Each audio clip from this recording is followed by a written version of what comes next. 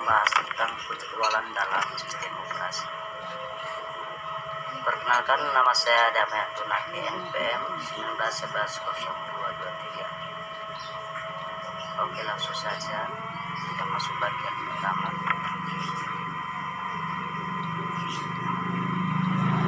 Sistem penjadwalan dalam algoritma. 1. Multi-level GUI. 2. multi-level feedback GUI. Nah, sekarang kita bahas tentang sistem penjadwalan dalam algoritma.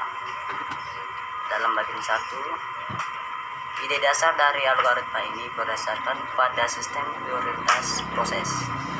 Prinsipnya, jika setiap proses dapat dikelompokkan berdasarkan prioritasnya, maka akan didapati GUI seperti pada gambar berikut. Dari gambar tersebut terlihat bahwa akan terjadi pengurutan proses-proses berdasarkan prioritasnya. Kemudian muncul ide untuk menganggap kelompok-kelompok tersebut sebagai sebuah antrian kecil yang merupakan bagian dari antrian keseluruhan proses yang sering disebut dengan algoritma multi-level GUI. Nah, sekarang kita masuk bagian kedua,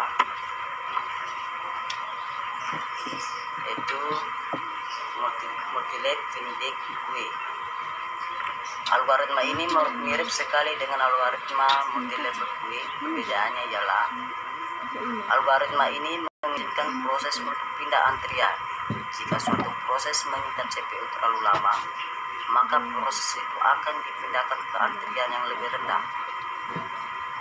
Hal ini menguntungkan proses interaksi karena proses ini hanya memakai waktu CPU yang sedikit. Demikian pula dengan proses yang menunggu terlalu lama. Proses ini akan dinaikkan tingkatnya. Biasanya prioritas tertinggi diberikan kepada proses dengan CPU burst terkecil. Dengan begitu, CPU akan terutilisasi penuh, dapat terus sibuk. Semakin rendah tingkatnya panjang CPU burst, proses juga semakin besar. Yang pertama, semua proses yang baru datang akan diletakkan pada GUI 0. 2. Jika suatu proses tidak dapat diselesaikan dalam 8 ms, maka proses tersebut akan dihentikan dan dipindahkan ke GUI 1. GUI 1 hanya akan dikerjakan jika tidak ada lagi proses GUI 0, dan jika suatu proses di GUI 1 tidak selesai dalam 6ms, maka proses tersebut akan dipindahkan ke GUI 2. Yang keempat, GUI 2 akan dikerjakan bila GUI 0 dan 10 dan akan berjalan dengan algoritma FCFS. Di sini terlihat bahwa pada kemungkinan terjadi perpindahan proses antar GUI dalam hal ini ditentukan oleh time quantum.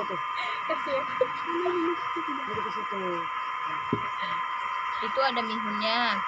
Campur-campur. Contoh, terdapat 3 antrian. Yang pertama, GUI 1 sama dengan 10 ms. Kedua, FCFS GUI 2 sama dengan 40 ms. Ketiga, FCFS GUI 3 sama dengan FCFS. Proses yang masuk ke antrian GUI 1, jika dalam 10 ms tidak selesai, maka proses tersebut dipindahkan ke GUI 2. Jika dalam 40 ms tidak selesai, maka dipindahkan lagi ke GUI 3. Berdasarkan hal di atas, maka algoritma ini dapat digunakan secara fleksibel dan diterapkan sesuai dengan kebutuhan sistem. Pada zaman sekarang ini, algoritma multi-level feedback GUI adalah salah satu yang paling digunakan. Modifikasi soal algoritma penjadwalan proses. Yang pertama, algoritma FIFO. Pada 3 buah proses yang datang secara bersamaan, yaitu 0 ms. P1 memiliki burst time 24 ms. P2 memiliki burst time 3 ms dan P3 memiliki burst time 3 ms. Baik, langsung saja. urutan kedatangan adalah P1 dan P2 dan P3. Gain chair untuk urutan ini adalah waiting time.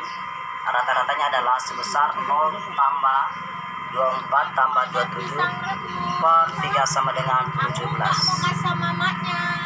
Turnaround time untuk P1 sebesar 24 ms, sedangkan untuk P2 sebesar 27 ms. Dihitung dari awal kedatangan P2 hingga selesai. Dieksekusi untuk P3 sebesar 30 ms. Turnaround time rata-rata untuk ketiga proses tersebut adalah 24 tambah 27 tambah 30 per 3 sama dengan 27 ms. Kelemahan dari algoritma ini memiliki dua. Yang pertama, waiting time rata-rata cukup lama. Kedua, terjadinya conveyor effect, yaitu proses menunggu lama untuk menunggu satu proses besar yang sedang dieksekusi oleh CPU.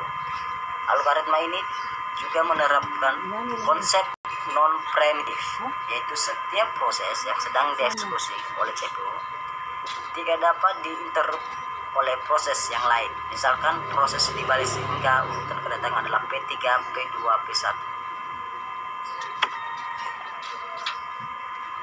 Algoritma SFC singkatan dari shortest chop first.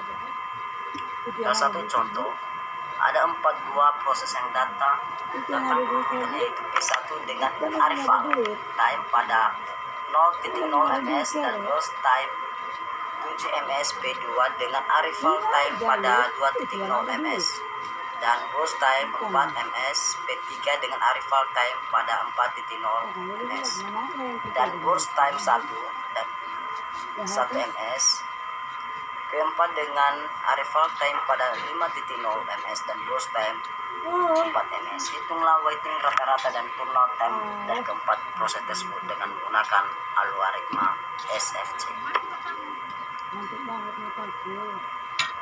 Gain, sekarang kita masuk bagian gain chair.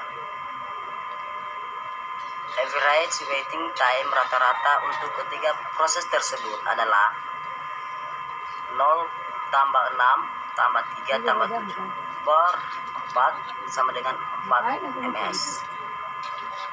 Turnaround time sama dengan waiting time plus burst time.